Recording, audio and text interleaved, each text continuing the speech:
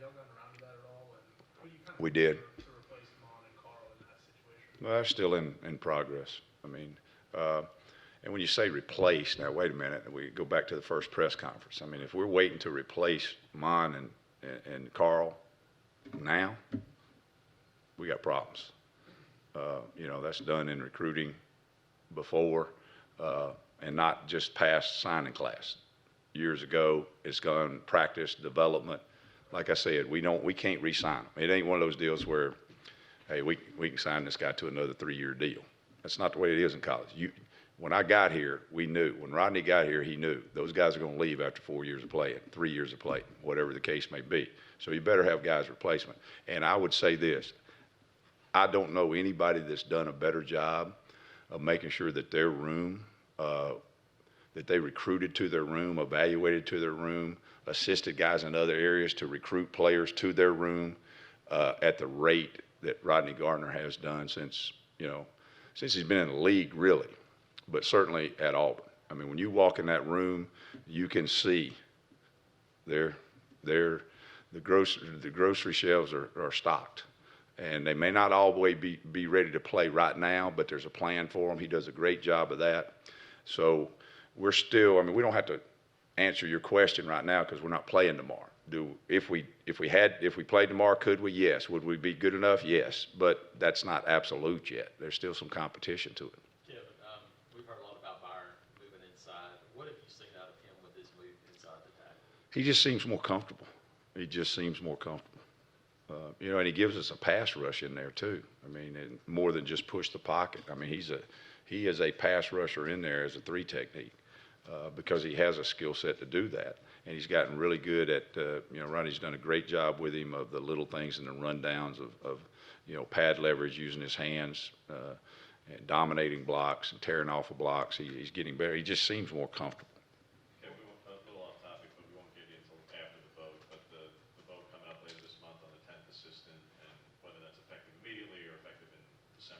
Jeez, you scared me a minute. I thought you was going to Washington, D.C. I didn't know what you was talking about.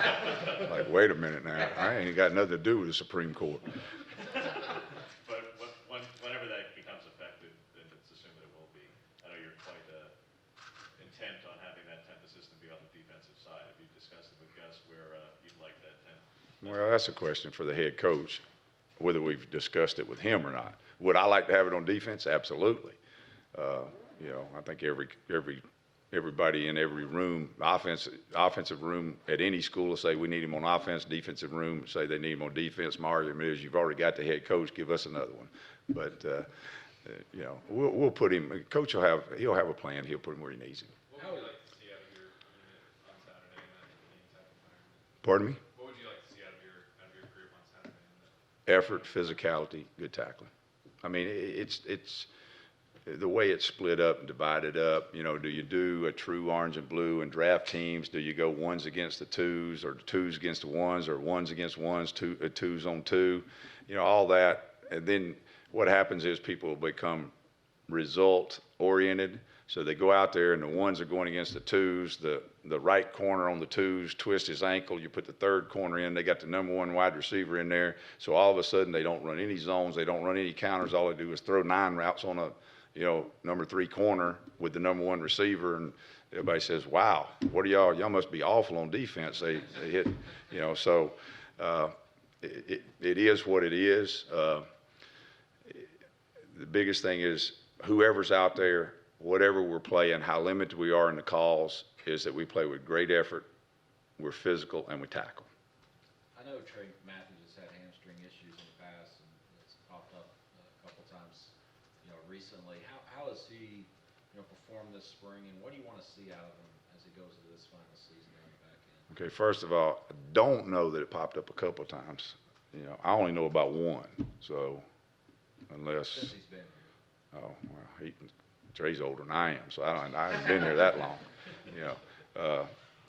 That's not unusual for guys who play in the back end to have a little hamstring here and there. He did not pull a hamstring. It tightened up on him one day, and so we limited him.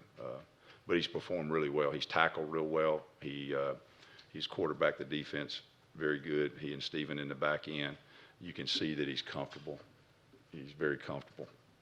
With a guy like KJ Britt who's not able to be out there on the field, what do you expect him to absorb, getting in a semester early, and how do you sort of set expectations for an early? Yeah, learn the language. Learn the language. That's probably the biggest thing. Learn the language. If you can learn the language, that's a huge benefit just to know. Kevin, we heard from Rodney that Marlon Davidson's one problem may not be confidence. So the question becomes, how is he to coach? He's easy to coach. Marlon's a great young man. He's easy to coach. And trust me, again, we go back to Rodney's room. Rodney manages his room real well. And there ain't no doubt who's in charge. It ain't Marlon. Yeah. What areas have you seen Nick Coe improve the most this spring? Learning the language. But now you got to remember, Nick practiced with us as a 2 last year. He went on the scout team. He practiced with us. I think the biggest thing is just getting out there and playing in an environment where we tackle sometime and there is a result to the play, not a scout, where you thud or where you're tagging off, which is, not football, and where you actually get in situations where you tackle and run to the football and it means something. And I think that you can see he's got a skill set. He's got a good skill set. Did you ever get close to maybe seeing time last year, or were you just like, we got to hold on to him, give him that year of red shirt? Who's that? Nick? Coe. It was close. It really was. It was very close. I think that goes back to the same thing of how we set the table in terms of what we're talking about, with 55 leaving. What do you do on that? That all weighs in. And then who are you recruiting? Who's out there that you can recruit that does the same things, got the same skill set? Are you going to get Big Cat? Well, you wasn't sure. So if you're not, then that factors in. By the way, you threw me off on Nick, so just a sidebar issue. Sometimes you ask him what his nickname is. Kevin, who are some young guys or some guys that didn't play much last year that you feel like are ready to play, ready to be those 18 to 22 starters you talked about? Nobody yet. And I'm not being facetious. I mean, we've had 12 days of spring practice. We've still got fall camp to go. Now, if you preface that question again, where you see guys on track to possibly be in the mix to do that, I think Daniel Thomas is a guy, obviously you saw him out there. Now, he may have been out there a little bit before he was ready, but he's got more confidence there. Nick is a guy there. You can see a skill set that if we had to, Chandler Wooten could play. I think Atkinson has earned more playing time. He's a guy that we trust to be a guy who plays more. You talked about Andrew. I still consider him a younger guy. We kind of played a lot of people last year, so some of those guys, you'd have to be more specific with it. That's good. Hey, by the way, his nickname is Pickle. Yeah. He came from a school that he said that had a water hose at break. And, of course, now, they give them Gatorade and popsicles, and it's like a smorgasbord out there at break in fall camp. I mean, it's like, geez, and they give them pickles, for obvious reason.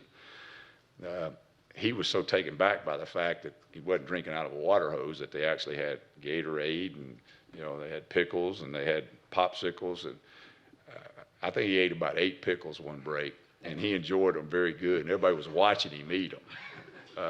And so from then on, his name is Pickle. So you kind of threw me off and said, Nick, I wasn't sure who you was talking about.